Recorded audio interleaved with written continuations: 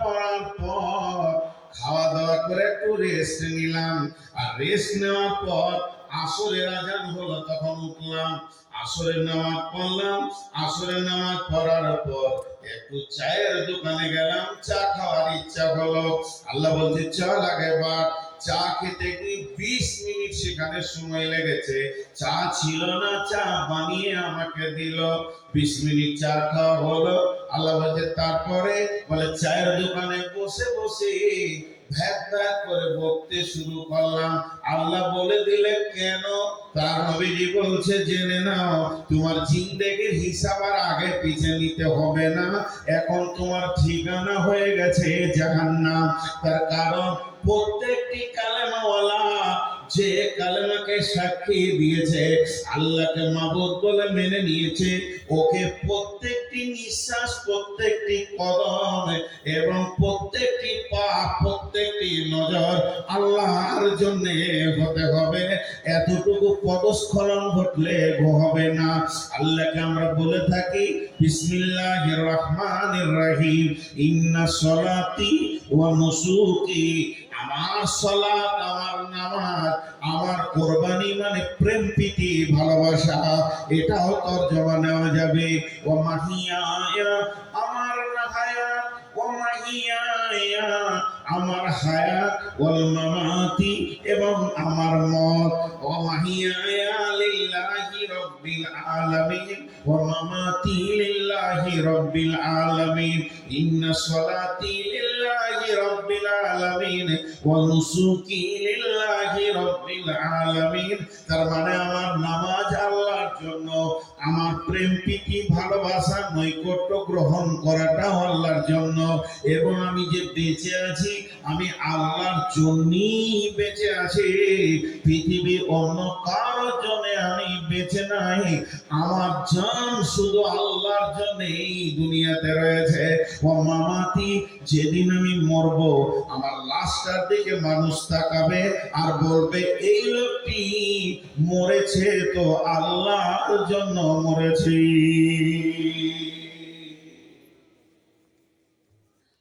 আল্লাহর জন্য বাঁচা আর আল্লাহর জন্য মরা অনেক কঠিন। চারটাই ফিউজ হয়ে যাবে, এখন একটা টিউব পাম্প থাকবে না। নামাজ ধরেছি তাকবীরে তাহরিমা, আলহামদুলিল্লাহি রাব্বিল আলামিন আর রহমানির রহিম, আল্লাহকে খেয়াল নাই।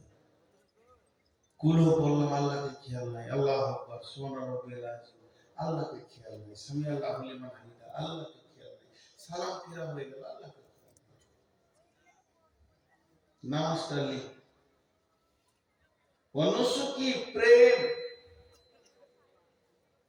কুরবানি, মেহনত।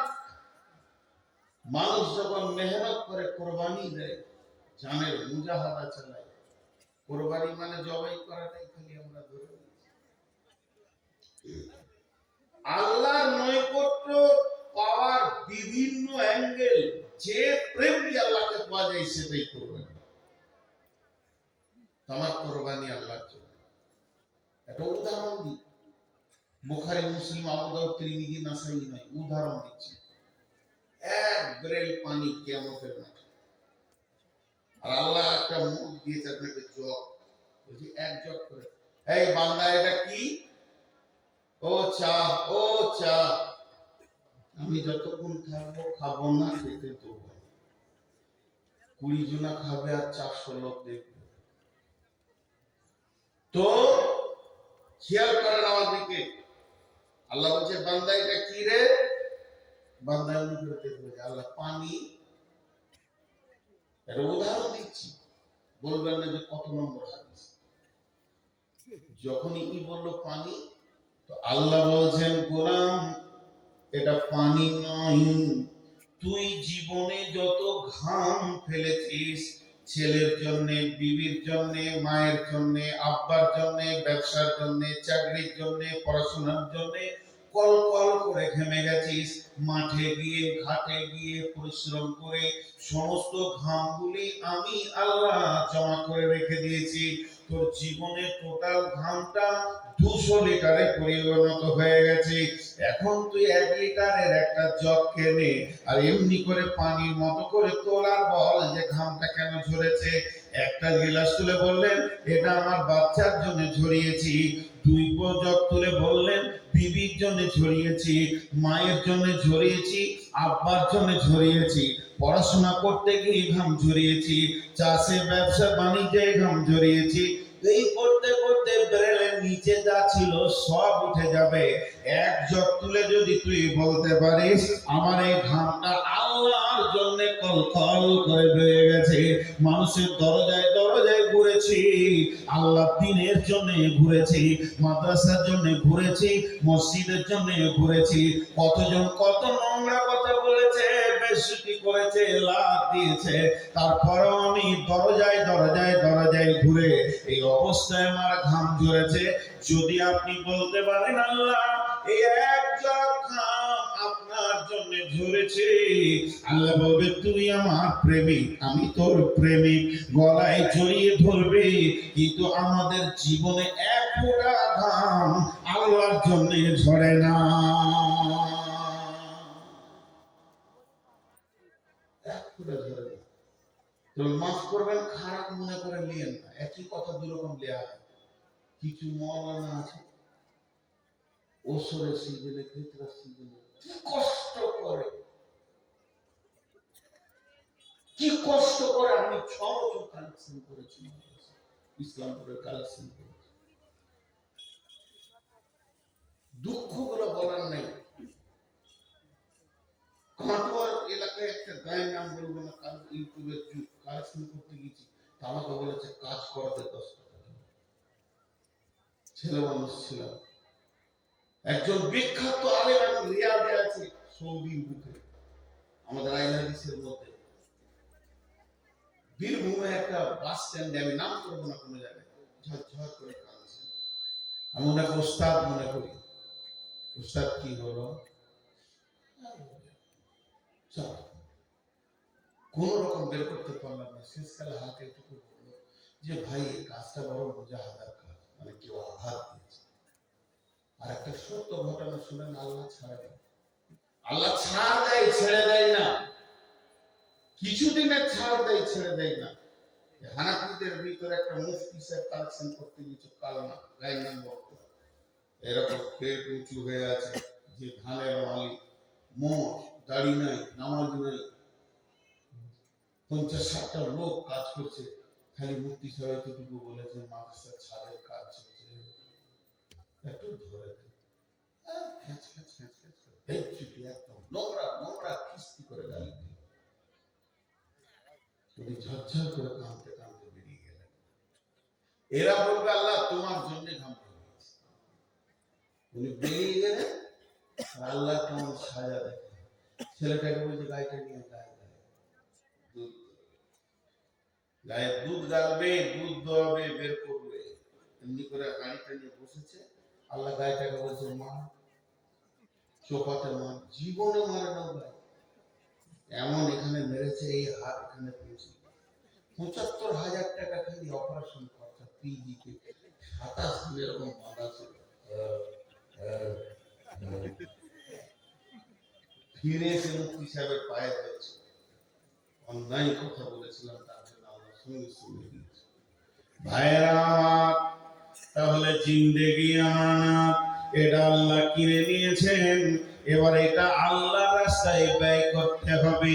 আল্লাহ তাবারাক ওয়া তাআলা বলছেন, ও রাসূল সাল্লাল্লাহু আলাইহি ওয়াসাল্লাম বলছেন সাবাতুন দিল্লাহুমুল্লাহু ফি দিল্লিহি ইয়াউমুল লা দিল্লা ইল্লা দিল্লুহু, ইমামুন আদিলুন সাবুন নাশা ফি ইবাদাতিল্লাহ।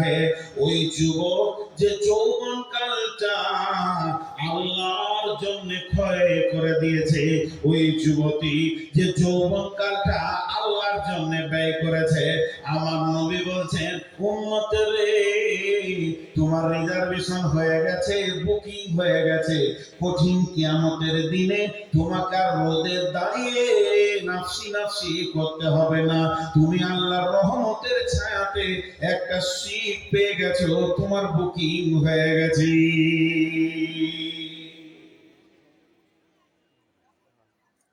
তো জিন্দেগির তিলে তিলে হিসাব লাগবে।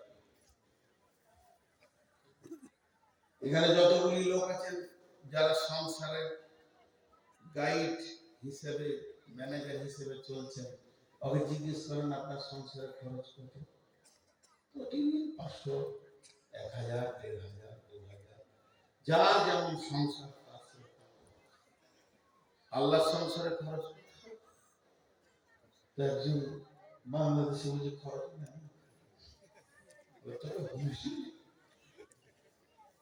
প্রতিদিন একটা মানুষ যতটা শ্বাসকে পোড়ায়, বাংলাদেশের মাটিতে যদি ওকে এই অক্সিজেনটা কিনতে হতো, এত ভালো অক্সিজেন তো পাবে না, 50,000 টাকা লাগবে। ঘরে যদি 10টা লোক থাকে তো প্রতিদিন 5 লাখ টাকা লোন। যে সূর্যে আলোটা জ্বলছে, সকালে উঠবে সন্ধ্যায় ডুববে, এই সূর্যের আলোটা কত খরচ? পেট্রোলে চলে, ডিজেলে চলে, কাঠ দিয়ে জ্বলে। একবার নিজের ব্রেনকে জিজ্ঞেস করিনি, একটা ঘরের প্রদীপ জ্বালাতে গেলে 1 ঘন্টার পর তেল শেষ, আর 1 ঘন্টা একটা বাতি জ্বালালে আপনার মিটার টনটা টনটা করে ঘুরছে। আর এত বড় বিশাল হ্যালোজিন দিয়েছে, বিশ্ব একসঙ্গে, স্কুল, কলেজ, ভার্সিটি, ইট ভাটা, তারপর আর কিছু সব রেল টেল সব চলছে। কত খরচ?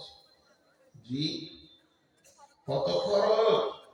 সূর্যের আগুনের গতিটা 1.5 কিলোমিটার, 150 কিলোমিটার, 150 কিলোমিটার। 3খানা পরমাণু, 1, 2, 3, আমি 300 বলিনি, 30 বলিনি, সব জ্ঞানে বলছি। 3টে পরমাণু পৃথিবীতে একসঙ্গে বাষ্প করে দিলে পৃথিবীটা গলে যাবে, দাও হয়ে যাবে। বিজ্ঞানীরা বলছে পুড়ে শেষ হয়ে যাবে, কেউ বেঁচে থাকবে না। একটা পরমাণু খরচা কত? একটা পরমাণু খরচা কত? 450 টাকা। এই জন্য মাথা লাগবে, খুশি কত? 450 টাকা একটা পরমাণু। ভারতবর্ষের লোক 30 বছর বসে থাকে, কোনো ইনকাম করতে হবে 30 বছর। এবার বলেন কত খরচ? এই ভারতবর্ষের লোক 125, 30, 40 কোটি যায় আছে। এই লোকগুলি 30 বছর কোনো কাজ করবে না, বসে বসে খাবে। যে খরচাটা হবে ওতে একটা পরমাণু তৈরি হয়ে যাবে। এবার বিজ্ঞানীরা বলছেন আমরা সূর্যের কাছে যেতে পারছি না, আমার রব সূর্যটাকে জ্বালাচ্ছে পরমাণুকে বাষ্প করে করে। আমরা যতটুকু ক্যামেরাতে পেয়েছি, প্রতি মিনিটে নয়, প্রতি সেকেন্ডে ওই সূর্যের মুখে 1.5 লক্ষ পরমাণু বাষ্প হচ্ছে, তবেই এই আলোটা জ্বলছে। যদি সেকেন্ডে 1.5 লক্ষ হয়, মিনিটে কত হবে? মিনিটে যত হবে, ঘন্টায় কত হবে? আমরা 12 ঘন্টা আলো পেয়েছি, 12 ঘন্টা অন্য দেশ পাচ্ছে, 24টা ঘন্টা আল্লাহ এটা তার সংসারে তার মেহমানদের জন্য খরচা করছে। তারপরে আল্লাহ বলছে তোর জানটা আমার, তোর নয়। তোকে আমি এতগুলো উপকরণ দিয়ে দিয়ে বাঁচিয়ে রেখেছি। হে মুসলমান, একবার ভেবে দেখ তোকে আমি কেমন করে তৈরি করেছি। হাল আতা আলাল ইনসানি হিনুম মিনাদ দাহরি লাম ইয়াকুন শাইয়াম মাযকুরা ইন্না খালাকনাল ইনসানা মিন নুতফাতিন আমসাদিন নাবতালিহি ফাজআলনাহু সামিয়াম বাসীরা।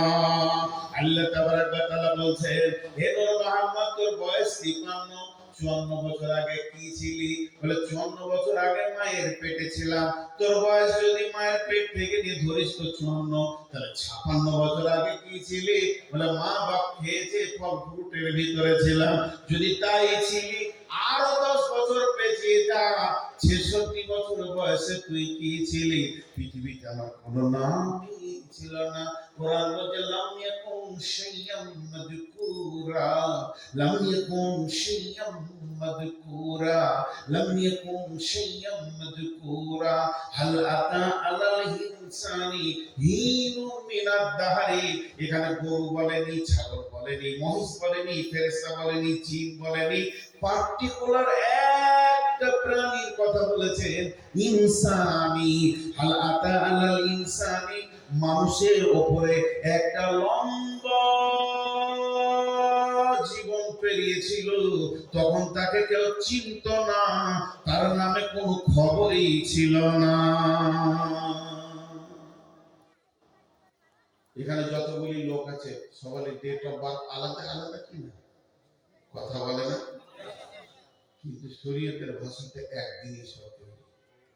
আদম আলাইহিস সালামের পিঠে হাত রেখে আল্লাহ কিয়ামত পর্যন্ত যতদিন আছে সবাইকে বানিয়ে সব ডেট অফ বার্থ। এটা দিলে কাজে লাগবে না, এটা আল্লাহ বলছে আমার কাছে, এটা কাজে লাগবে, এটা কাজে লাগাবো। খুব মনোযোগ। পৃথিবীর সৃষ্টি হওয়ার 50,000 বছর আগে আমার তকদীর লেখা হয়েছে। পৃথিবী সৃষ্টি হওয়ার 50,000 বছর পূর্বে আমার তকদীর লেখা হয়েছে। আমার জন্মের 50,000 বছর পূর্বে, তাহলে অঙ্ক পাওয়া যেত। পৃথিবী, এই পৃথিবীতে যে ডেটে তৈরি হয়েছে সেই ডেট থেকে 50,000 বছর পূর্বে আপনার আমার তকদীর লেখা হয়েছে। কি লেখা হয়েছে? নূর মোহাম্মদ 2024 সালে 17 তারিখে তুই গিয়ে আপনার ভেলিয়ারে ওখানে বায়ান করবি, কি খাবি সেটা লেখা হয়েছে। তাহলে আমি যে এখানে আসবো সেটা কে জানতেন? জোরে বলেন, কে জানতেন? আপনারা জালসা শুনতে আসবেন, এটা কে জানতেন? আর আমার মা কখন জানলো? আমার মা যখন তার মেন্সটা বন্ধ হলো, সে জানলো পৃথিবীতে কেউ এসেছে, প্রথম আমাকে চিনল আমার মা। আমার মা খবর দিল আব্বাকে, দ্বিতীয় ব্যক্তিটা চিনল আব্বা।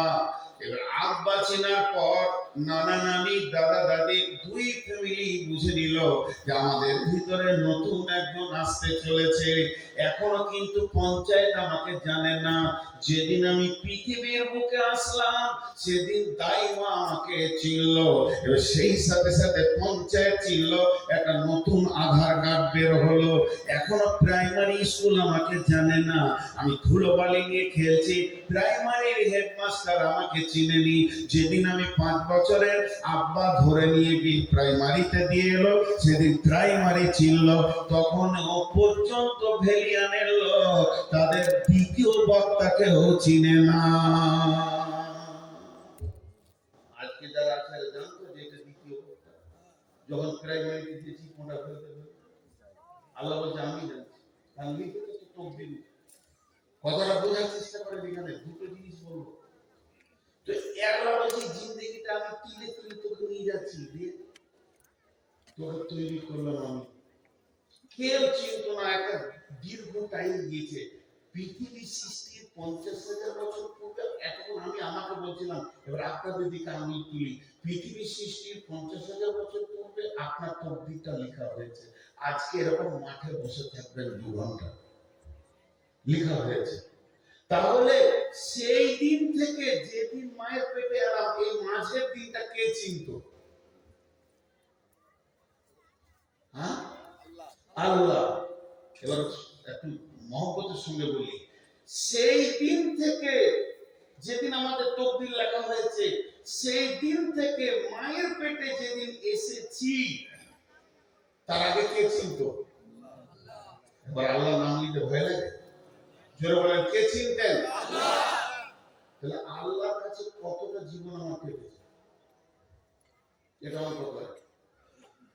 আমি জন্ম নিলাম মায়ের পেটে, দুধ খেলাম মায়ের কোলে, পেশাব পায়খানা করলাম, এই করতে করতে করতে করতে মায়ের বুকে উপরে চেপে শুয়ে পড়লাম। ছোটতেও মাকে কত মারলাম, আব্বাকে কত লাথি মারলাম। আস্তে আস্তে বড় হলাম, বড় হতে হতে আমার বয়স হলো 20, 20 থেকে 22, 22 থেকে 24। যখন 24 বছর বয়স হলো, চৈত্র মাসের 25 তারিখে বিয়ে হলো, আর বৈশাখ মাসের 25 তারিখে মাকে গরম গরম কথা বলতে লাগলাম।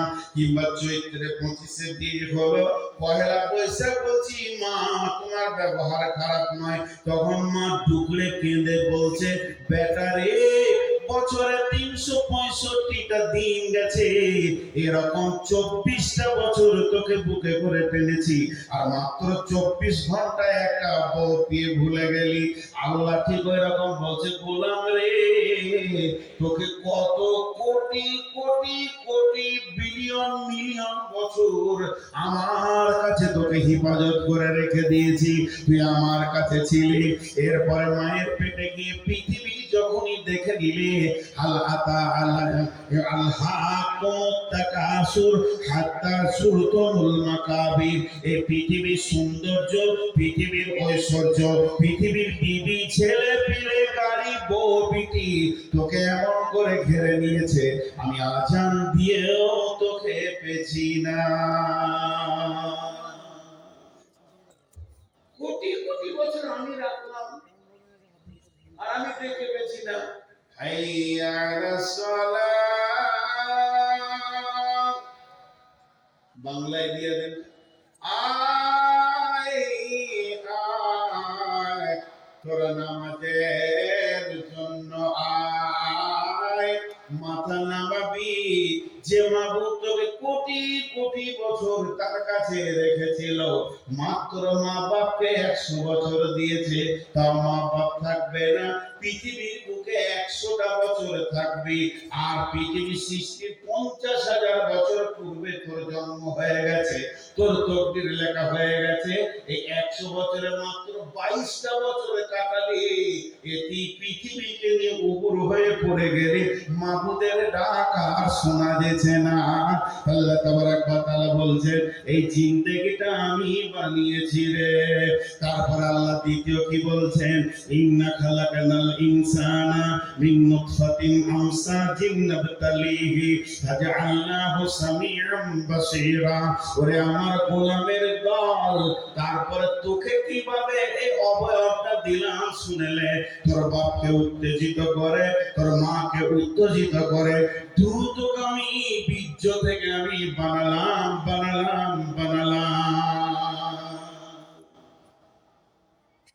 বিজ্ঞানীরা বলছে,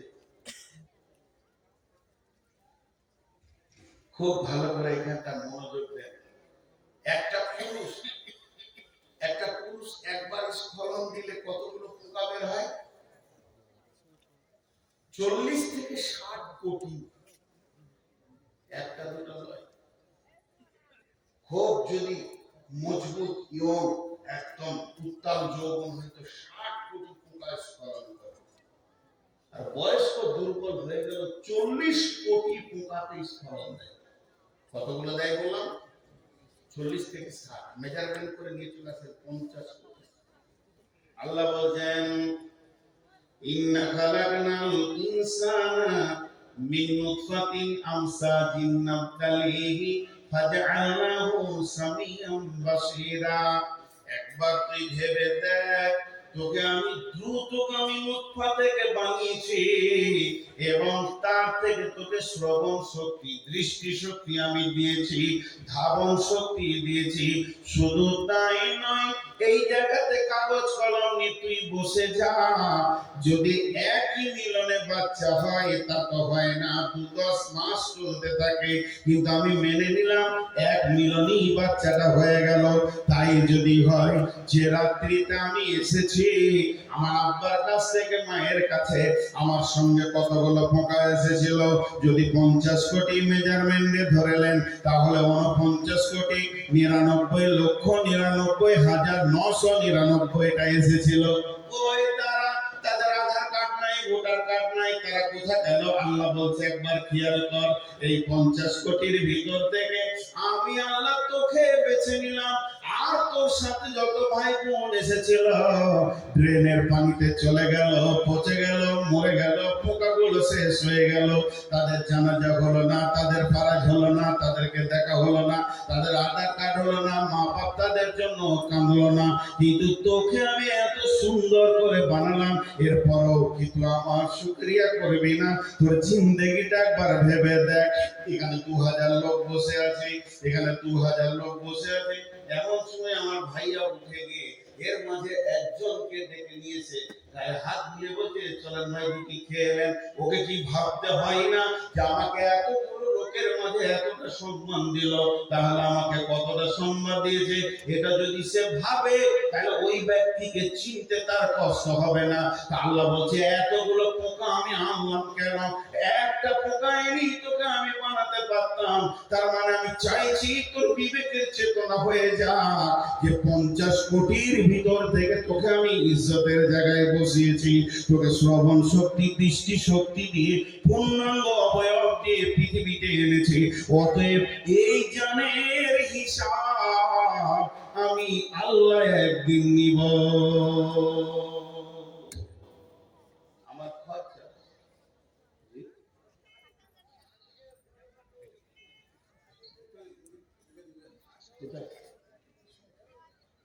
কি বলবো ভাইয়া, কি আর বলবো, খুব একটু হিসাব করে চলি। এবার মালের কথা বলিনি, খালি জানের কথা বলছি। খুব একটু হিসাব করি যে আল্লাহ কতটা আমাদেরকে সম্মান দিয়েছেন। আরো আছে, মানুষ সৃষ্টির ব্যাপারে অনেক কথা আছে। এরপরে চলেন মাল। কিয়ামতের মাঠে মালের হিসাব হবে কেমন করে?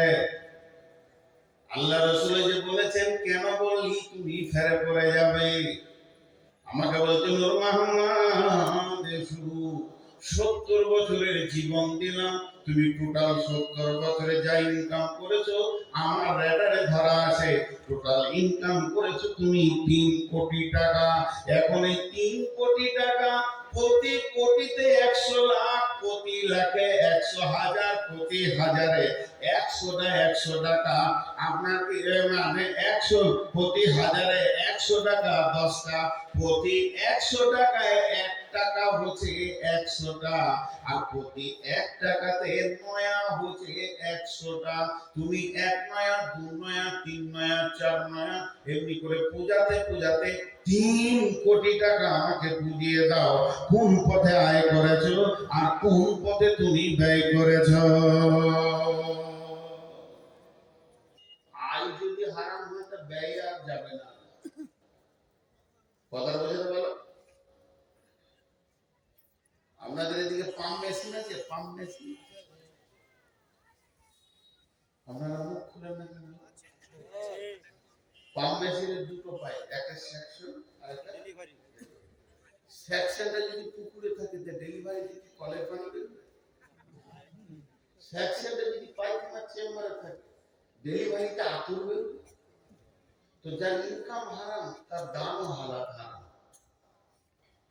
তোমার ইনকামটাই যদি হারাম হয় আর তোমাকে ওইদিকে, ওই জন্য বলি মসজিদ না থাক, মাটিতে নামাজ পড়ে, মাতালের টাকায় করিয়ে না, সুদখোরের টাকায় করিয়ে না। আল্লাহ মাতাল সুদখোর জুয়ারি দাড়ি মারা বেঈমানের কথা বাদ দিয়েছে, স্বয়ং ইমানদারের কথা বলেছে। যদি যাকাত না দেয় তো টাকা দিস না। বললাম কি আছে, ইন্নামা ইয়ামুরু মাসাজিদাল্লাহি মান আমানা বিল্লাহি ওয়াল ইয়াউমিল আখির ওয়া আকামাস সালাতা ওয়া আতাস যাকাত। মসজিদ বানাতে গেলেও যাকাত দেওয়ার লোক হতে হবে, বেযাকাত হলে চলবে না। টাকা বেশি আছে যাকাত দেয় না, ওর টাকা নিস না। এই জন্য তো মসজিদে লোক ঢুকছে না, রিয়াকশন নাই, মসজিদে যে টান সেটা চলে যাচ্ছে। মাটির মসজিদে নামাজ পড়া ভালো, ঢালাইতে মাতালরা যদি টাকা দিয়ে দেয় 4 কুইন্টাল রড 6 কুইন্টাল, খালি মার্কেটে বলে রডটা আমি নিব না, রডটা আমি নিলাম, এ ঠাস সহ্য করা কঠিন। হ্যাঁ ভুল বলছি কে বললে? ওই জন্যে বলতে এখন আমাদেরও ইমান দুর্বল হয়ে গেছে, আমরা সব চিটিং বাজ মাল যে বায়ান করছি মুনাফিকি হাল। আমরা যখন পড়তাম ইউপি সাহারানপুর গিয়েছিলাম, তো দেওবন্দ মাদ্রাসাতে শ্রীদেবী নিজে গিয়েছিল টাকা দিতে, সেই যুগে 1 লক্ষ না 1.5 লক্ষ। তো মুফতি সাহেব বলেছিল তুই ভাড়া দে মাদ্রাসার দরজা থেকে, তুই অমিতাভ গিয়েছিল, কয়েকটা গিয়েছিল আর কি, এক নেই, 1-2 জন নেই, দাঁড়িয়ে দেওবন্দ মাসে টাকা তোরা ভাগ দিই কান থেকে। তোদের টাকার প্রয়োজন নেই। তো তাকওয়ার দুনিয়াতে মজা আলাদা। এরপরে আপনি খরচা করছেন, আল্লাহ ধরেন, আবার ওই উদাহরণ দিচ্ছি, বলবেন না যেরকম হাদিস আছে বলেছিল, উদাহরণ দিচ্ছি। আল্লাহ বলেন রমাদান 17 তারিখে ফেব্রুয়ারি মাসে 2024 সালে শনিবার কি কি খরচা করলি রে সকালে বলতে? এবার ধরা পড়েছে। রব্বুল আলামিন 1000 টাকা নিয়ে হাটে গেলাম, সবজির হাটে। আলু নিলাম, পেঁয়াজ নিলাম, কপি নিলাম, আদা নিলাম, রসুন নিলাম, সিম নিলাম, আর কি নিলাম, এত টাকা খরচা হলো। 600 টাকা পকেটে থেকে যায়, 400-র মধ্যে। এরপরে রাস্তায় বেরিয়ে আসছি, একজন ভিখারি এসে বললো, ভাই আমার মেয়ের বিয়ে কিছু দেন। তাকে 100 টাকা দিয়ে দিলাম, আর থাকে 500 টাকা। কিছু দূর আসার পর একটা মসজিদ ওরা দুইজন দাঁড়িয়েছে, ইমাম আর মসজিদের কমিটি। তাকে 300 টাকা দিয়ে দিলাম, আর থাকে 200 টাকা। রব্বুল আলামিন এই আস্তে আস্তে আমি 100 টাকা সাদাকা করে দিলাম। ওরা কোনো কারণে করলাম, তাহলে আপনি তো জানেন, আর থাকে আমার কাছে 100 টাকা। এই 100 টাকা কি বলবো, একটা এতিম ছেলে দাঁড়িয়েছিল, 50 টাকা দিয়ে দিলাম। আল্লাহ এখনো কেন বলেনি, আল্লাহ শুনে গেছে। এরপরে বলছে, তারপরে 50 টাকাটা কি করলি? বলে আমার বাচ্চা মেয়েটা বললো আব্বা স্কুল যাব, ওকে দিয়ে দিলাম 40 টাকা। পকেটে থাকে মাত্র 10 টাকা। এমন সময় আমার নাতনি এসে বলছে, না না, দিলাম 5 টাকা, যা চকলেট খাগা। আর থাকে 5 টাকা। 5 টাকাটা পকেটে পড়েই আছে। রাস্তা দিয়ে হেঁটে যাচ্ছি, গাড়ির সামনে বাঁশ দিয়েছে, যে বলছে লক্ষ্মী পুজোর চাঁদা দাও। কিসে? এই কদিন আগে কি হলো, মানে ডিপার্টমেন্ট অফ এডুকেশন, পড়াশোনা ডিপার্টমেন্টের ঠাকুরটা, চাঁদা দাও। 5 টাকা দিয়ে দিলাম। আল্লাহ বলে, কেন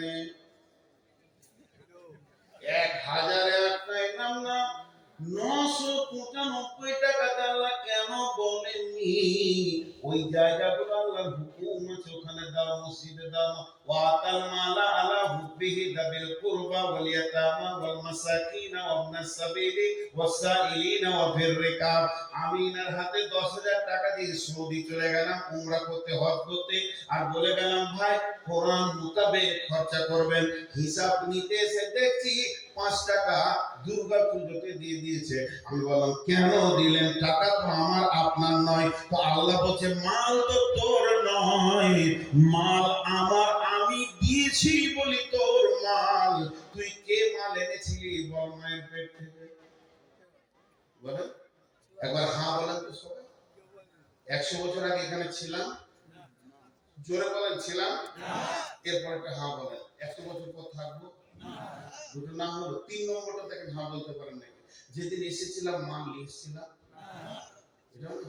4 নম্বরটা একটু বুকে বল দিয়ে বলেন, যেদিন যাবো রুটি নিয়ে চলে যাবো। এর নাম ধোঁকা।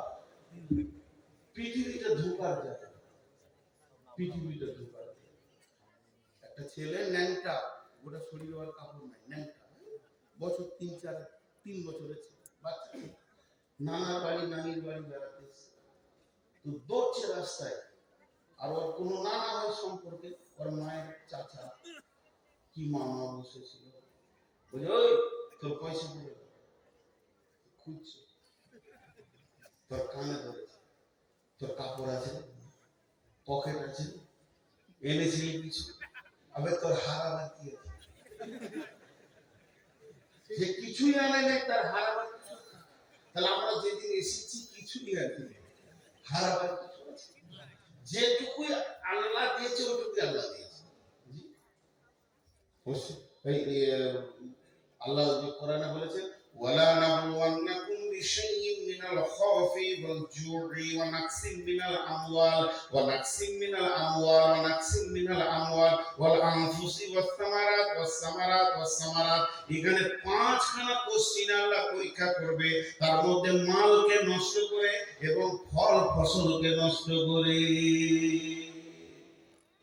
আমি 40 কোটি টাকার মালিক, 13 কোটি টাকা গোডাউনে আগুন লেগে পুড়ে গেছে, কাঁদছি। আল্লাহ বলে, ওটাই তাকে দিয়েছি, বাকি যে কটা আছে এটাও তো আমার, কাঁদছিস কেন? দিয়েছি 40, নিয়েছি 13, ভাগ্যে তো তোরই বেশি রয়েছে। এখন 27 কোটি টাকা তোরই তো রয়েছে। আচ্ছা, এগুলো বেইমানি না? সবটাই তাল্লা। একটা গল্প শুনে আপনাদেরকে, জ্ঞান বাড়বে।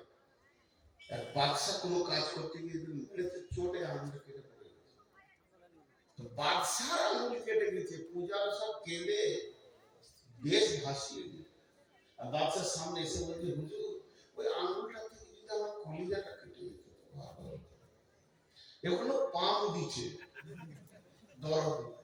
মন্ত্রী ছিল না দেশে, বিদেশে গিয়েছিল কোন বাণিজ্যে।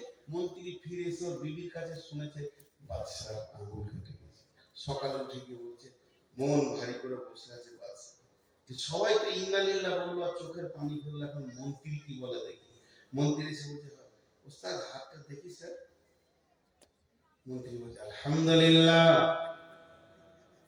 কলজেটা কত জলে, বলছে জলা কত বাকি।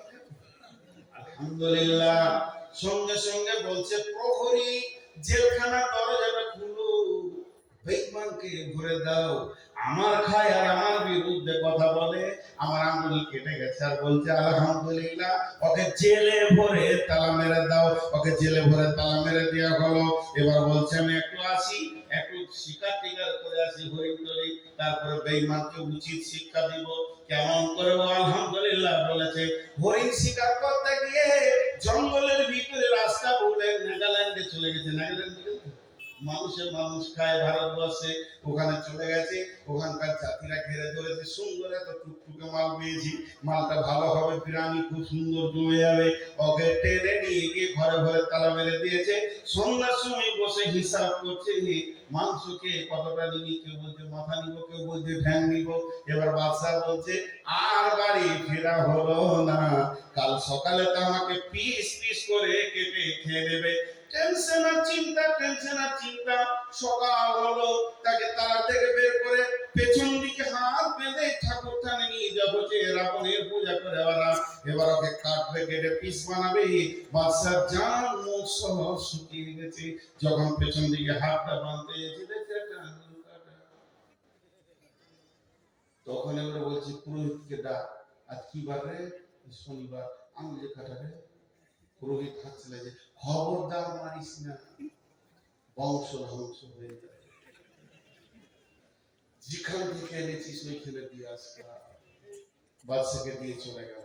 যেই বাদশাকে দিয়ে চলে গেল, বাদশা সকালে ধরে এসে ঘোড়া থেকে নেমে বলছে, তাড়াতাড়ি জেলখানার গেটটা খুলে দে। ওরে ওই আঙুল কাটা ছিল বলি জানে বেঁচেছি রে ভাই, তুই বলেছিস আলহামদুলিল্লাহ। তোরটাই ঠিক আছে রে, তুই বলেছিস আলহামদুলিল্লাহ। এতক্ষণে কাটা আঙুলের লাভটা বুঝলাম। না এতক্ষণ বিরানি কি শেষ হয়ে যেত। ওরা যে সব মাল মশলা কিনে ফেলেছিল, শুধু আমাকে পিস করতে বাকি ছিল। মন্ত্রী বলছে যে এটা কত বড় কথা। মন্ত্রীকে জিজ্ঞেস করছে, আলহামদুলিল্লাহ কেন বলবি? বলে, আরে হে আমার বাদশাহ, স্যার আপনি ভেবে দেখেন, আপনার বডিতে আল্লাহ 20 খানা আঙ্গুল দিয়েছে। কয়টা টোটাল আছে? 20টা। নিয়েছেন আল্লাহ একটা, দিয়েছেন আল্লাহ আপনাকে 19টা। আমি হিসাব করে দেখলাম আল্লাহ আপনাকে বেশি দিয়েছেন, কম নিয়েছেন। এর জন্য বললাম আলহামদুলিল্লাহ। জি। তখন এবার মন্ত্রীকে কানে জড়িয়ে ধরে কানে কানে বলছে, তোকে জেলে ভরে দিয়েছিলাম, মাফ করিস। তোকে জেলে ভরে দিয়েছিলাম, মাফ করিস। মন্ত্রী বলছে, মাফ কেন করবো? জেলে ছিলাম আলহামদুলিল্লাহ। যদি আপনার সাথে যেতাম আমার আঙ্গুল কাটতো, আমার তো ফিরা হতো না। জেলটা আমার জন্য জি ভাই। আল্লাহ তাবারক ওয়া তাআলা বলছেন, তোদের মালের হিসাব আমি নিব। একটা টাকা আমার টাকা বেঈমানি করবি না। আর আল্লাহ তাবারক ওয়া তাআলা রাসূল বলছেন, এটা তো একদিকে গেল, আরেকদিকে একটা নিয়ে আসেন। বিসমিল্লাহির রহমানির রহিম। মান কাতা মিরাসা ওয়ারিসিহি কাতা আল্লাহু মিরাসাহু ইয়াউমাল কিয়ামাতি ফিল জান্নাহ। বিশ্বনবী বলছেন, কেউ যদি মালের বেইমানি করে, ছোট ছেলেকে লিখে দেয়, বেটাদেরকে লিখে দেয়, মেয়েকে ফাঁকি দেয়, বড় ছেলেকে ফাঁকি দেয়, এই যে মালের ওয়ারিসকে গোলমাল করে, আল্লাহ তার জান্নাত থেকে কেটে ওকে দিয়ে দেবে। আমি 40 বিঘে জমির মালিক, 50 বিঘে জমির মালিক, 200 বিঘে জমির মালিক, আসলে জমি আমার নয়, জমির মালিক আল্লাহ। আর আমার পৌরসে আমার বিবির পেটে কটা হবে, আর সেই জমির ভাগ কে কে নেবে, এটা আল্লাহ করে দিয়েছে। অতএব আল্লাহর কলমের বাইরে আমাদের কলম চালানো যাবে না। আপনাদের মূল হাদিস এরকম আছে, জমি লেখালেখি না, ফাঁকি মেরে দিলে, হজ করার আগে আবার দিচ্ছে। এই কি ডেঞ্জার সাজি কোন খাইতে ভালো। ও চাবি লেখে হায় আল্লাহ। বড় বড় আলেমদেরকে জিজ্ঞেস করবেন, কিছু আলেমের ফতোয়া যারা জীবিত জাহান্নামী, খালি যতদিন শ্বাস নিয়েছে দুনিয়া মরবে তো জাহান্নামে যাবে। তার মানে ও কি বলেছে জানেন? ও বলতে চাইছে আল্লাহ আপনার বুদ্ধি শুদ্ধি কম, আমার ব্রেনটা ঠিক আছে, আমি যেটা করছি এটা ঠিক। পরোক্ষভাবে কোরআনকে নেকেট করছে, অনেকগুলো গোনা করছে, অনেকগুলো। তো পেয়ে যাবে, এ পেয়ে যাবে, ও পেয়ে যাবে, বোঝে খবরদার না, মালের মালিক আল্লাহ। চলে এবার দুটি ঘটনা আপনাদেরকে শুনে। হযরত ওসমান গনি রাদিয়াল্লাহু তাআলা আনহু মদিনার হাটে নিজে গম বিক্রি করতে গেছেন। হযরত ওসমান গনি রাদিয়াল্লাহু তাআলা আনহু মদিনার হাটে নিজে গম বিক্রি করতে গেছেন। আর খলিফার গম ঝরঝরে তত্ত্বে আয়নার মতো গম, কোনো ভেজাল নাই। আমিরুল মুমিনিন খলিফাতুল মুসলিমিন হযরত ওসমান গনি নিজে দাঁড়িয়ে আছে। এবার পাইকাররা আসে, বলে কি দাম? পাইকাররা আসে বলে, বলেন হুজুর কত লাগবে, কি দাম লাগবে? উনি খালি একটা কথা বলেন, এখনো সময় হয়নি, আর একটু বেলা হোক, আপনারা ঘুরে আসেন, বিক্রির জন্যই তো এনেছি, তো বেচে দিব। অতএব একটু ঘুরে আসেন, একটু ঘুরে আসেন, একটু ঘুরে আসেন, একটু ঘুরে আসেন। বেলা উঠে গেছে, এমন সময় হাটে একটা দল ঢুকছে, বহু দূর থেকে তারা মরুভূমিতে হেঁটে এসেছে, ক্লান্ত শ্রান্ত হয়ে। তাদের চেহারাগুলো কেমন, গালগুলো ঢুকে গেছে, চোখ ঢুকে গেছে, মাথায় কখন চিরুনি করা তো দূরের কথা, কোন যুগে তেল নিয়েছে তারা জানে না। হাড়গুলো পেটে লেগে গেছে, পেটটা ভিতরে লেগে গেছে, তাদের হাড়গুলো ঘুমা যাচ্ছে। তার মানে না খাওয়া, একদম এইরকম অবস্থার মানুষ। তাদের মধ্যে নারী আছে, পুরুষ আছে, শুধুমাত্র ইজ্জত ঢাকা, ছোট্ট মতো একটা হাতে গামছা, আর তো কিছু নাই। শিশু আছে, বৃদ্ধ আছে, নারী আছে, পুরুষ আছে, যুবক আছে, লাইন দিয়ে ওই হাতে ঢুকছে। হযরত ওসমান বলেন, দাঁড়াও, তোমার গামছাটা বাঁধো, লাও তুমি একটা লাও, দেখি তোমারটা দেখি, তোমরা কজন? বলে দুজন। লাও, তোমরা দুইজন লাও, এইভাবে লাও, আর একটা বস্তা নাও, লাও লাও। দিতে দিতে দিতে দিতে দিতে দিতে গম শেষ, তারাও শেষ। গমগুলোকে তারা মাথায় বেঁধে নিয়ে আবার মরুভূমির বুক চিরে হাঁটতে শুরু করলো। বড় বড় পাইকাররা এসে বলছে, আমিরুল মুমিনিন খলিফাতুল মুসলিমিন, আপনি রাসূলের জামাই হয়ে কাজটা কেমন করে করলেন? ওদের তো পেটে ভাত জুটে না, কত দাম আপনাকে দিয়েছে, যে দামের বিনিময়ে আপনি ওটাকে বিক্রি করলেন, আমরা তো এত দাম দিতে চাইলাম, আমাদেরকে কেন দিলেন না? হযরত ওসমান বলেন, বন্ধু রে, আজকের গমটা আমি আল্লাহর জান্নাতের বিনিময়ে বেচে দিয়েছি।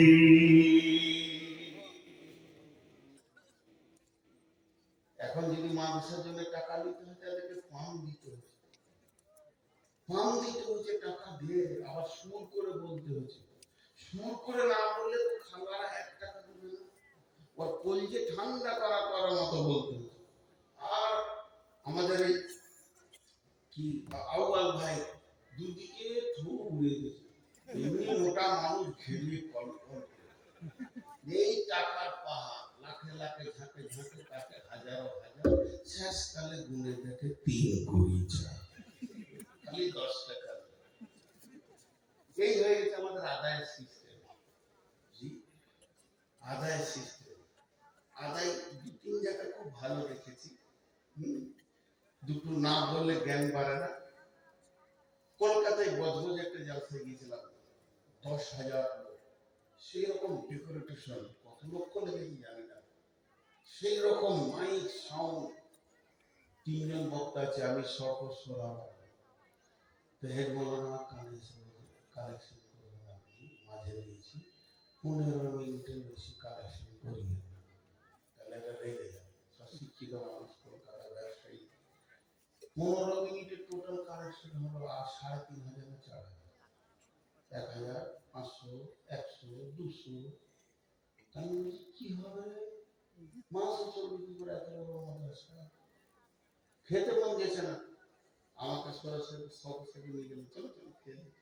তো হেড মৌলানার মনে কোনো টেনশন নেই, হাসছে ঘুরছে, কি ব্যাপার?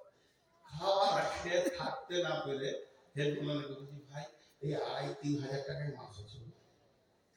বলছে না, আমাদের নগদ কালেকশন হয়েছে 36 লক্ষ টাকা, আর বাকি তো আছে আরো 20-50 লাখ। এটা বাচ্চা ছেলেরা দিয়েছে। ওদের সিস্টেম কি, তোমার ঘরে যখন স্বামীর বিয়ের কার্ড আসে, শালার বিয়ের কার্ড আসে, বন্ধুর বিয়ের কার্ড আসে, তোমার বিবেকের চেতনা হয় যে কি দিব না দিব, তুমি রেডি হও। আর মাদ্রাসার জালসার কাগজ পুছে তোমার বিবেক নেই দোকানে 200 টাকা 500 টাকা দিব। তো যেদিন জালসার ডেট তার 3 দিন আগে পর্যন্ত এলাকার লোক সব টাকা নিজে এসে মাসে দিয়ে চলে গেছে। বলছে খালি বসে থাকতে হয় দুটো মুরগি, ওরা চেক নেবে 5,000 একটা চেক দিবে। হ্যাঁ, তো কি সুন্দর সিস্টেম। আর আমাদের শক্তি করে এখানে আমরা এগুলো 150 লোক বসে আছে, আর ইমাম সাহেব খালি আমাকে খুঁজছে মসজিদটা গোটা করতে হবে। 15 বছর আগে তখন ইঞ্জিনিয়ার বলে গেছে 7.5 লক্ষ টাকা লাগবে, অন্তত 10 লাখ টাকা। আচ্ছা 150 লোকে 10 লাখ কালেকশন হবে? জানতে চলে যেতে ইমাম সাহেব বলতে উঠে দিয়ে না হবে, যা ওই গায়ে বাস করো রাখ দিয়ে। একটা যুবক উঠে বলছে আমাদের গায়ে 7খানা বংশ আছে, তো যদি 10 লাখ লাগে 7 ভাগের 1 ভাগ আমি দিয়ে দেবো, হয়ে গেল। আর একজন উঠে বলছে হুজুর মাইক ছেড়ে দেন, ও ইট যা লাগবে শুরু থেকে শেষ, মিস্ত্রি বলবো আর ইট লাগবে না, সেদিন ইট বন্ধ। একজন বললো বালি আমার, একজন বললো সিমেন্ট আমার, একজন বললো পাথর আমার, একজন বললো রড আমার, একজন বললো ফার্নিচার আমার, একজন বললো মার্বেল আমার, একজন বললো মিস্ত্রি আমার, একজন বললো লিভার। মসজিদে যাচ্ছিল রং পর্যন্ত হয়ে গেল। ইমাম সাহেব বলছে ছেড়ে দিই, সেই দোয়া করে বলছে না আরেকটা আমার আছে, ওকে ধরে আনতে গিয়েছে বাসে, তারপর চলে এলো। বললাম ভাই আপনার অপেক্ষায় আমাকে ইমাম সাহেব খুশি রেখেছে, এত লেট করে। বলছে আচ্ছা ঠিক আছে, ওই যে মালটা দিবে বলেছে টাকাগুলো নিয়ে মসজিদের নামে ব্যাংকে ভরে দিন, কাল থেকে মসজিদে ঘুরে যাবে। আছে এদের জন্য বায়ানো হয় নাই, সুর করে দিতে হয়, পাম দিতে হচ্ছে আমাদেরকে। হ্যাঁ, কিন্তু বিয়ে দেওয়ার পর শ্বশুর বাড়ি কবে দিতে হবে এটা বলতে বেড়ে দিচ্ছে তো, ঠিক টাইমে টাইমে ঠিক মারছে, কিন্তু এখানে যাবে টাকা দিতে হবে তো ঢুকিয়ে বলতে হচ্ছে। 4টা বক্তা লাগছে। জি, এরপরে শোনেন, জান দেওয়া কাকে বলে, জান দেওয়া কাকে বলে? উহুদের প্রান্তে আল্লাহর নবী লোহার জামা পরেছিলেন, বর্ম পরেছিলেন, লোহার চাদর রসুল পরেছিলেন। স্বাভাবিকতায় রসুলের শরীরটা ভারী হয়ে গেছিল, 2 দিকে 3 দিকে মহড়া চলছে। কোনদিন যদি আমার সঙ্গে উহুদের প্রান্তে যান, নবীজি কোথা ছিলেন এবং আমির হামজা লাশ কোথা ছিল, হযরতে জারিরের লাশ কোথা ছিল, কোন কোনে ডিউটি ছিল, এগুলো একটা একটা করে তিলে তিলে তিলে তিলে বুঝিয়ে দেবো বন্ধু। এবছর রমজানে যাচ্ছি উমরাতে, আবার হজে যাচ্ছি, হজের পর 3খানা গ্রুপ নিয়ে যাবো ইনশাআল্লাহ। মানুষ বুঝেছে নূর মোহাম্মদের সঙ্গে যাব, খেতে না পায় বিছানা না পায়, অন্তত ইতিহাস গুলোকে গ্রহণ করে নিয়ে আসবো। এবার আল্লাহর নবী উঠতে চাইছে একটা পাথরে, উঠতে চাইছে একটা পাথরে, শরীরটা একটু ভারী। হযরতে তালহা নজর করে দেখে নিয়েছেন যে এই যে যুদ্ধের মহড়া চলছে, নিশ্চয়ই নবীজি ওই পাথরে উঠলে ইসলামের লাভ হবে। নবীজি উঠতে পারছেন, একটা সিঁড়ি দরকার, তাড়াতাড়ি করে একটা পাথর এনে পায়ে দিলেন, জিন্না। হযরতে তালহা লম্বা হয়ে শুয়ে পড়লেন, বললেন ইয়া রাসূলুল্লাহ, আপনি আমার বুকে পা রেখে উঠে যান, আমার বুকে পা রেখে। জি, একটা লোক খালি বলতো, হে আল্লাহ, আমি যদি সাহাবী হতাম, রাসূলের খিদমত করতাম, হে আল্লাহ, আমি সাহাবী রাসূলের খিদমত করতাম। 20 বছর ধরে খালি কাঁদছে, কত রাসূলকে ভালোবাসে। একদিন রাসূলকে স্বপ্নে দেখেন, এটা গল্প বলছি, কাউকে বলবেন না যে বুখারী, উদাহরণ দিচ্ছি, এই হাদিসটা তালহার হাদিসটা উদাহরণ দিচ্ছি। ও রাতে স্বপ্ন দেখে যে রাসূলুল্লাহ সাল্লাল্লাহু আলাইহি ওয়াসাল্লামের সঙ্গে একটা গাড়িতে চেপে কোথায় যাচ্ছে, সব সাহাবীরাও আছে। ও ওর কপালে জুট হয়ে গেছে, যে দেখছে এক জায়গায় রাস্তাটা খালি, চারটা দোকানে বসে যাবে, ও আগে লাভ মেরেছে, আজকে সুযোগ পেয়েছি, খিদমত করবো, মারলো দৌড়, ইট খুঁজছে, কোথায় ইট পাবো, এখানে দিয়ে চারটা পেরিয়ে যাবে। ইট নিয়ে যখন ওখানে আসছে, তখন দেখছি দুজন সাহাবী নিজে শুয়ে গেছে, গাড়িটা পেরিয়ে গেল। হবে না, ওদের সাথে আমাদের তুলনা করা যাবে না। তালহা তো একটা পাথর খুঁজতে যেতে পারতেন, কিন্তু নিজে শুয়ে গেলেন। যখনই নিজে শুয়ে গেলেন, আল্লাহর নবী তালহার বুকে পাটা রাখলেন, আর জবান দিয়ে কি বললেন? নবী বলেন, তালহা রে, তুমি নিজের জন্য জান্নাতকে ওয়াজিব করে নিলে। তারা জানতো, যারা গাড়ি চালাতে জানে না, অন্তত মোটরসাইকেল হোক, চার চাকা হোক, গাড়ি বলে আমাকে এখন ডবল গিয়ার দাও, 3 গিয়ার দাও, 4 গিয়ার দাও, টপে দাও, বলে গাড়ি। ড্রাইভার বুঝে নাই এখন গাড়ি কোন গিয়ারটা চাইছে, ড্রাইভার বুঝে কি বুঝে না। তো সাহাবীরা ছিলেন ড্রাইভার, তারা বুঝে নিত যে এখন কি চাইছে। রাসূল সাল্লাল্লাহু আলাইহি ওয়াসাল্লাম যে গর্তে ঢুকেছিলেন, এখন সেই গর্তটাকে বন্ধ করে দিয়েছে সরকার, যেতে দেয় না, ওই গর্তে আমি ঢুকেছি। যে গর্তে তালহা রাসূলকে রেখে 180টা তীর খেয়েছিলেন, এত সুন্দর গর্ত, আমি ঢুকেছি, আমার বিবি ঢুকেছে, আমার মেয়ে ঢুকেছে। ওই গর্তের সামনে যখন গেলাম, মনে পড়লো কাফের বেঈমানেরা তীর রেডি করেছেন, রাসূলকে পৃথিবীর বুক থেকে সরিয়ে দেবে। বেঈমান, তোরা কি পারবি আল্লাহ না বললে? সমস্ত গাইড করছেন আল্লাহ। এমন সময় তালহা দেখে নিয়েছেন ওই দিক থেকে অজস্র তীর রাসূলের দিকে আসতে রয়েছে। নবীজিকে পেছন দিকে ঠেলে দিয়ে গর্তে ভরে দিয়ে পাহাড়ের প্রান্তদেশে গর্তের মুখে তালহা দাঁড়িয়ে গেলেন। দুইটা বাজুতে রাসূলের গায়ে যেন তীর না লাগে। তালহা বলছেন, রাসূলুল্লাহ, খবরদার বের হবেন না, আপনি ওই জায়গায় থেকে যান, আপনি হিফাজতে থেকে যান। এবং দুই জায়গায় তীর, 180 খানা তীর খেলেন। টাকা লাগবে না মাংস করতে, দেন তো বিলাত করা। কি ছিল সাহাবীরা, আল্লাহ রাসূলকে হুমকি দেয়নি? ওয়াজাদাকা যালিম ফাদা, ওয়াজাদাকা আইলান ফাগনা, মালাতিমা ফালা তাকহার। হে নবী, তোমাকে আমি কি দিইনি? সাহাবীদের মিজাজগুলো তোমার দিকে করে দিয়েছিলাম।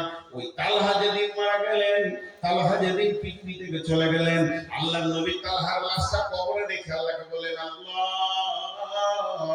যেদিন ইসরাফিল সুর ফুঁকবে, তালহা কিয়ামতের মাঠে উঠবে, তুমি তালহাকে দেখে হাসবে, আর তালহা তোমাকে দেখে হাসবে।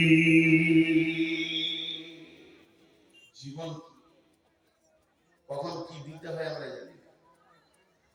আব্দুল্লাহ জুলবাদের ঘটনা,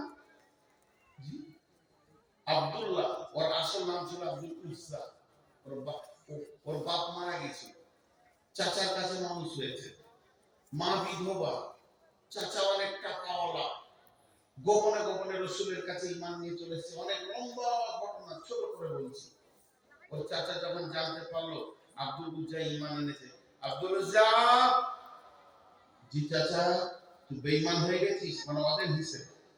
বলে না, বেঈমান হয়নি, বরং ঈমান এনেছি। প্রকাশ করে দেবে।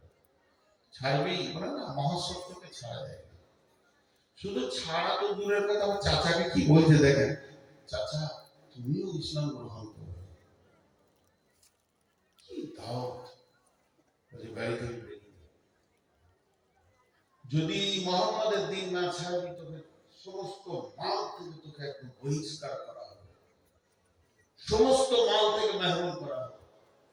আব্দুল্লাহ নাম রেখেছিলেন নবীজি,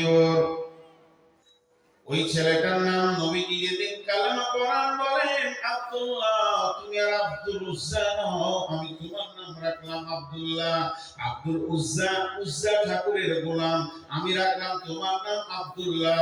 আব্দুল্লাহ মানে আল্লাহর গোলাম। বিশ্বনবী ইসলাম শিখাচ্ছেন, দিন শিখাচ্ছেন মসজিদে নববীতে সাহাবীদেরকে। আর দুইখানা আপনার একটা একটা কম্বল ছিঁড়ে অর্ধেক গায়ে অর্ধেক পাছায়নি, নুড়ি সুড়ি হয়ে দরজার পাশে বসে আছেন। যখন নবীজি বেরিয়ে আসছেন, দেখি বল কি ব্যাপার আব্দুল্লাহ। আব্দুল্লাহ বললেন, ইয়া রাসূলুল্লাহ, আল্লাহকে পেয়েছি, রাসূল পেয়েছি, দিন পেয়েছি, সর্বস্ব মালকে লাভ মেরে চলে এসেছি।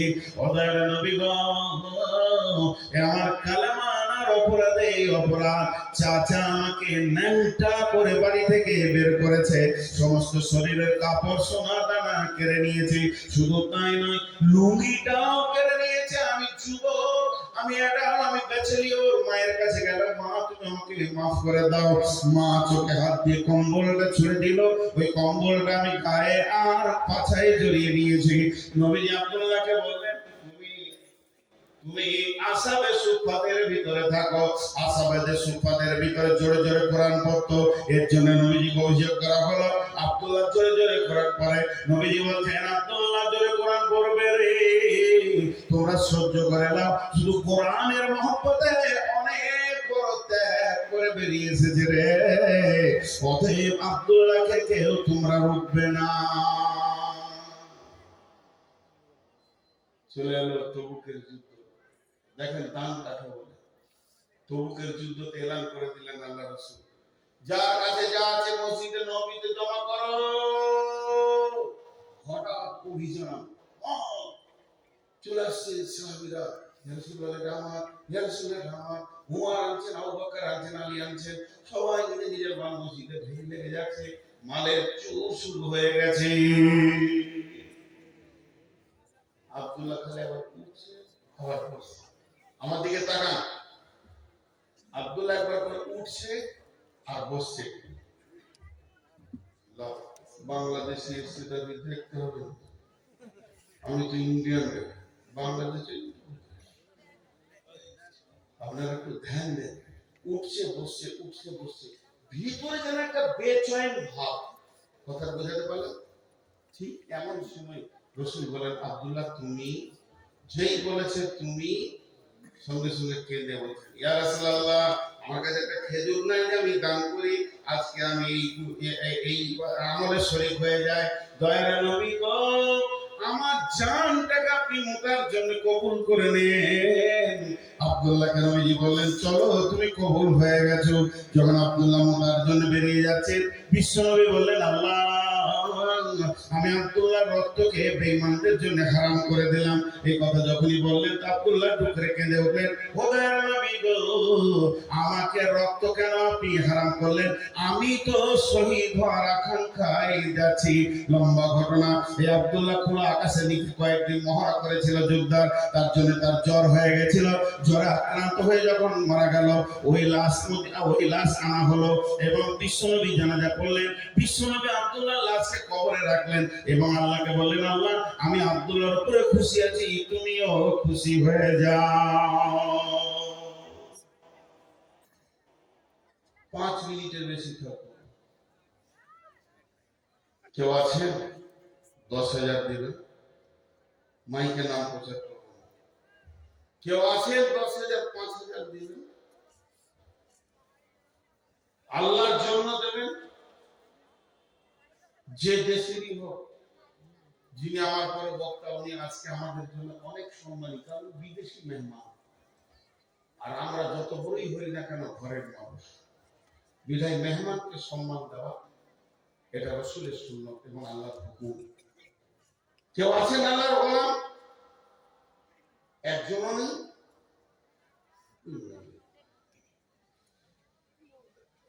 কত টাকা? কত? 3000।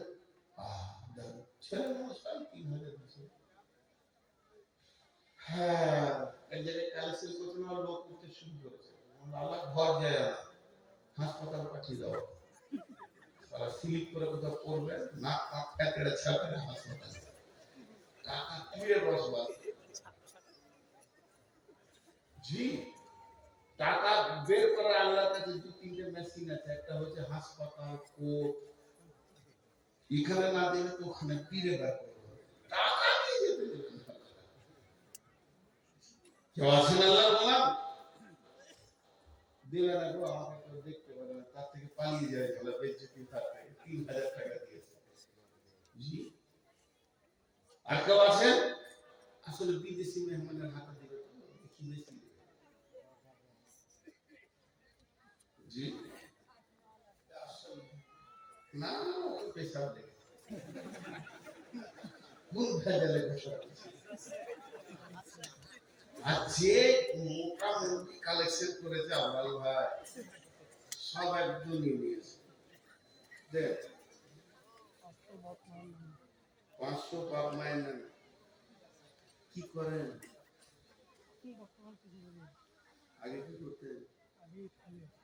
মাশাআল্লাহ। দেখেন তাও তো 500 দিল। আচ্ছা একটা কথা বলি, মেহমান এসে গেছেন, আমি ছেড়ে দিচ্ছি। বেনামিতে 2000 দিয়েছে। আচ্ছা দিবে সকলে, মেহমানের হাতে দেবে ইনশাআল্লাহ। আর আমাদের দিকে লোকের অভ্যাস আছে। জি জি। তো হায়াত বাকি, তো মুলাকাত বাকি।